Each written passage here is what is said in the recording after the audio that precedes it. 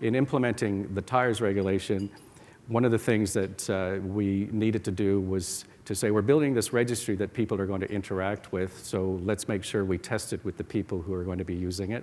So we brought users from across the industry, producers and service providers in to help us with the design and testing of the registry.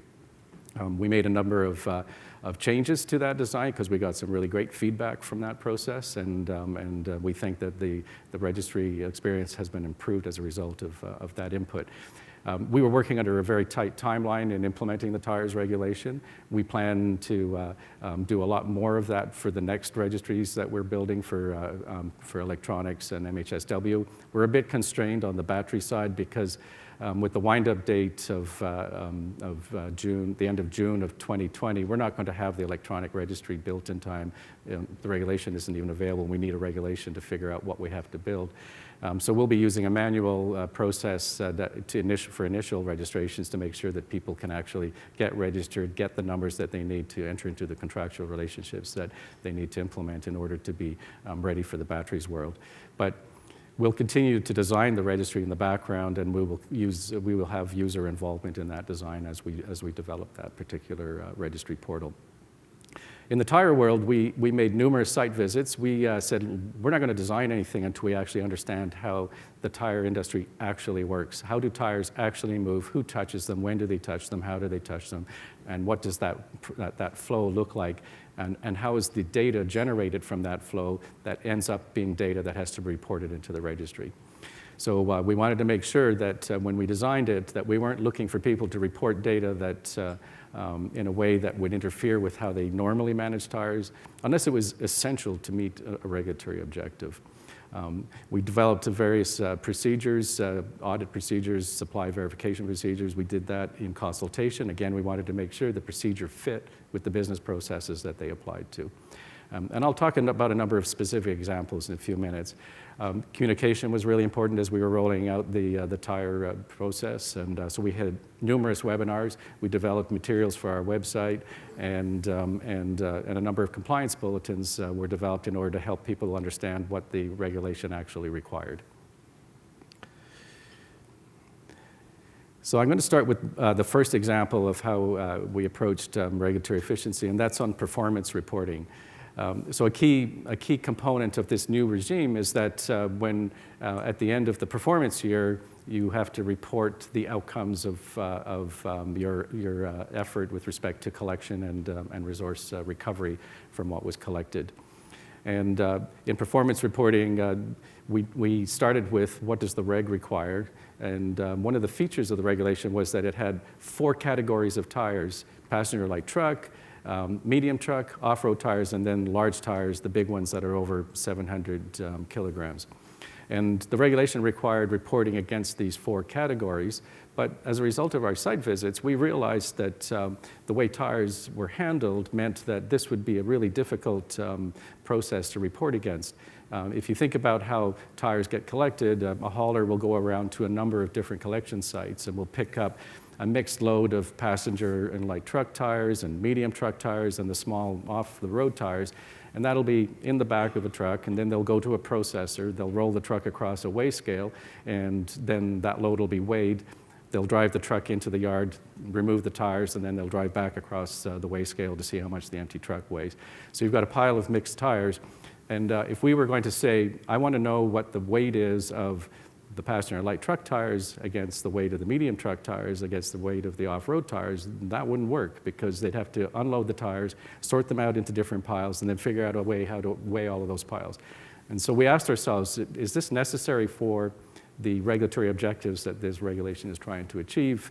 And given that the targets were expressed in kilograms and the performance was measured in kilograms, we decided we didn't need to know whether the kilograms were passenger light truck tires or medium truck tires or small off-road tires. So we basically said, we're not going to require you to report that way. We're just going to ask you to report on the kilograms. And so that meant that we weren't going to interfere with how tires get handled in a way that didn't really seem justified. And notwithstanding that the reg on its face might say, you have to report this way. And this is by way of making a really important point. When you read a regulation, It's easy to say, well, there's these words in the regulation, and this is the literal meaning of the regulation, and then think about, oh my God, this is terrible. How am I going to ever do any of all of this?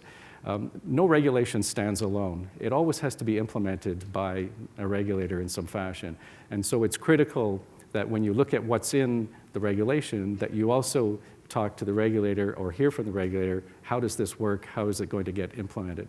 And a very simple example, of course, is the speed limit on the 401. It's 100 kilometers per hour. So everybody knows that that's the rule. But everybody knows that that rule isn't implemented in a way that requires everybody to stay below 100 kilometers an hour. In fact, it's quite the opposite. Everybody knows that as long as you stay under 120, nobody's going to hassle you. And maybe you can go as fast as 130 and still get away with it, but that's an implementation issue. That's how that rule gets implemented. So the bare words of the regulation says you are guilty of an offense if you exceed 100 kilometers. So I'm pretty sure everybody in this room has probably committed that offense, but very few of us have been prosecuted unless we went way over the limit. So it's in a more complicated way, that's how we approach the implementation of the tire regulation. That's how we'll approach the implementation of all of them. What's the objective, and how is the objective met based on how we implement, and where are the priorities, and what do we really need to actually build in the registry?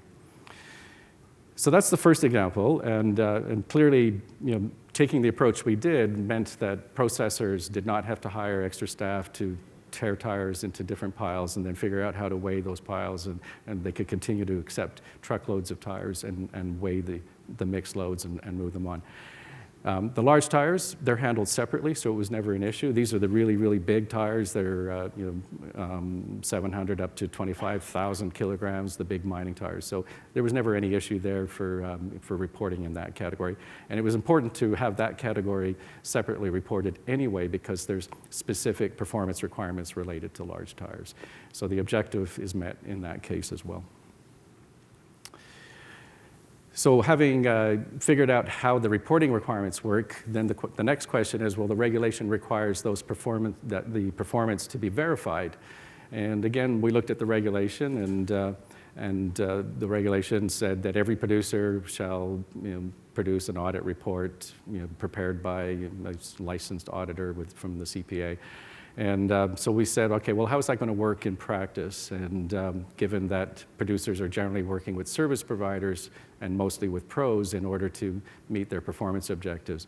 So we carried out a consultation with the tire industry, and we developed a process that basically came down to recognizing the reality that pros are doing all of the performance on behalf of producers.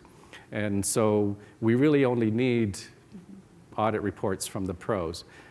If a pro has 100 producer clients and has been able to achieve in aggregate all of the performance obligations of those 100 producers, we just need one report about that aggregate performance because they all are in compliance collectively. It may be a bit more complicated if a pro hasn't been able to achieve full compliance on behalf of all of its producer clients, but the audit procedure addresses that issue as well. So in effect, if everybody meets their compliance obligations through the course of year one, we're really just going to get 5 audit reports, not 445 individual reports. Supply data. So every producer has to report in supply data, and the question is, how do we make verification work on the supply data side? So again, we looked at, well, who are the producers? And when we looked at who the producers are, we saw really interesting distribution. 81% of the producers, of the 445 producers, have targets of less than 100,000 kilograms. And to put that in perspective, that's about 10,000 tires out of 360 million tires that are supplied into the entire market. So that's the perspective of those 81%. They're responsible for about 2% of the market. And then we had this medium group that represent about 8% of the producers and less than 6% of the market, and there was about 36 producers. And then we had 48 producers representing 11% of total producers who represent a whopping 92% of the aggregate collection target. Now, the regulation says that every producer has to verify their supply data, again, with an audit report. And we said, well, for the small producers, hiring an auditor verify that they essentially supplied 10,000 or less tires into the marketplace, and that's the recovery target, ran a serious risk that if that the cost of the audit might exceed the cost of actually recycling their tires. And we said that's not a good way to go. And so based on this, we said we're going to make the large and the medium folks go through an audit process, and there's two types of audits that we've developed for that. But we're not going to make the small producers do this independent audit process because it doesn't fit with the regulatory objective. It's 2% of the total market, and it's too great an administrative burden and too great an administrative cost. What we'll do is we'll use our inspector forces to go out, and on a sample basis every year, we'll go through a verification process that will take a couple of hours with 5 or 10% of those producers every year. So a much more sort of scoped way of managing this issue and reducing administrative burden. We wanted to make sure that we weren't taking the rules and saying one size fits all, and we're almost finalized, almost at the end of that process. We're here waiting for final feedback from producers, and we hope to complete the development of that procedure by the end of the year.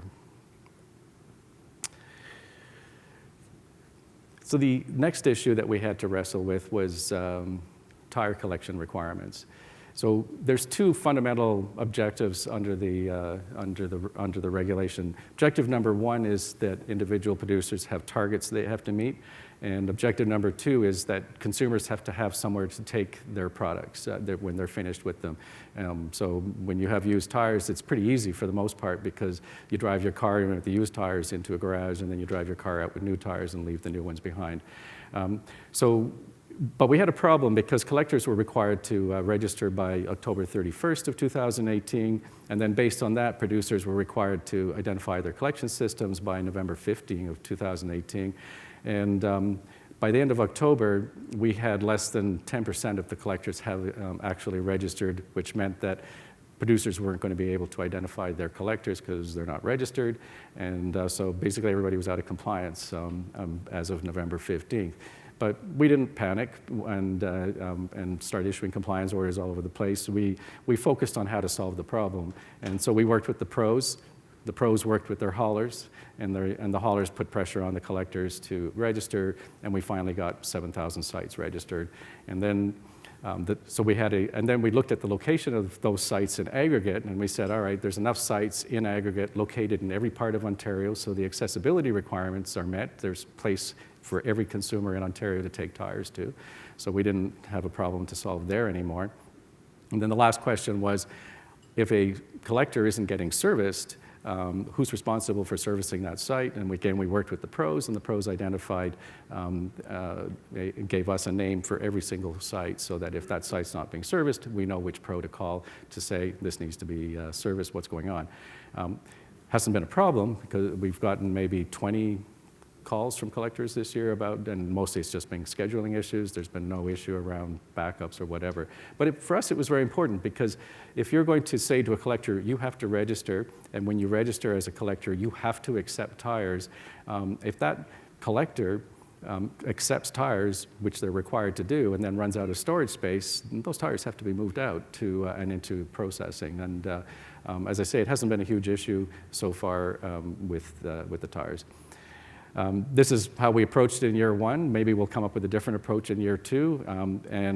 This isn't meant to be a precedent for any of the other materials. We focus on each material based on how that industry works.